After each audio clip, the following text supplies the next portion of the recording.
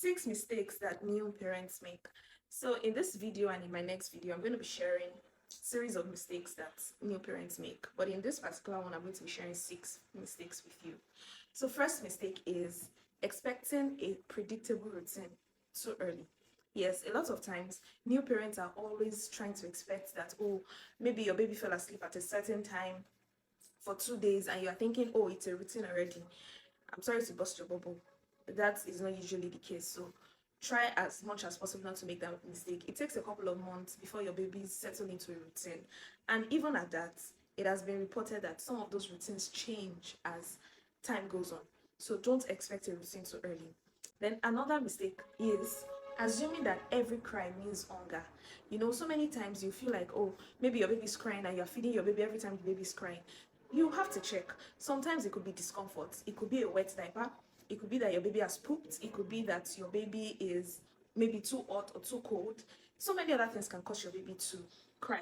So not every cry is hunger. You have to, try to figure out, yes, you might want to offer food, but the truth is some babies would just keep eating as much as you offer them. So you need to be able to understand, okay, check their diaper first. Check if maybe they're not sweaty or their body is not too cold or something.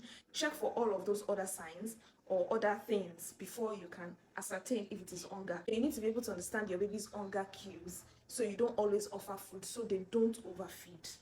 Another thing that new parents do, another mistake, is comparing babies.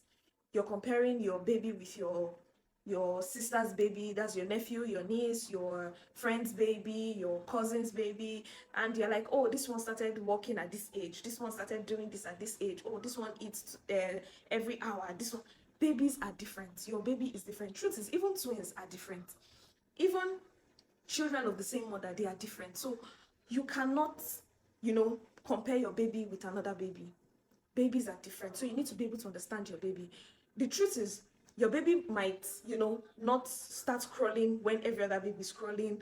They might not do certain things when every other baby is doing it. They might even do it too early or earlier than others. So you need to understand that your baby is different. Understand that difference in your baby and just go with your baby's flow. Fine, you have to check for growth. I already did a video on that, how to ascertain your baby's growth. Go and watch that video. Just ensure that your baby is growing well. They would hit their milestones when they should. Don't force your baby and don't try to teach your baby. You want to train your baby to do things the way another baby is doing it. You will just be stressing yourself. Number 4 mistake that new parents make is overreacting to normal newborn behaviors. Yes, I was also guilty of that. My baby did not poop. I was worried. When she started pooping, she would strain. I was worried. There was a time when she was pooping morning and night for about 3 days. I was worried.